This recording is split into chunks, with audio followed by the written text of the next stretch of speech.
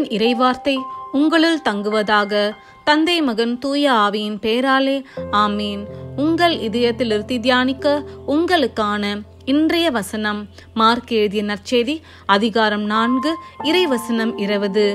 நல்ல நிலத்தில் விதைக்கப்பட்ட விதைகளுக்கு ஒப்பானவர்கள் இறைவார்த்தையை கேட்டு அதை ஏற்றுக்கொண்டு பயனளிப்பார்கள். இவர்களுள் சிலர் 30 மடங்காகவும், சிலர் 60 மடங்காகவும், சிலர் 100 மடங்காகவும் பயனளிப்பர். ஜெபம். அன்பு இயேசுவே, இன்றைய இனிய நாளுக்காக உமக்கு நன்றி கூறுகின்றோம். அப்பா, உம் வார்த்தை எங்கள் வாழ்வு, உம் வார்த்தை எங்கள் வலிமை.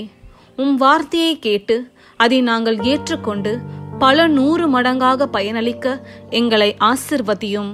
ஆமீன்.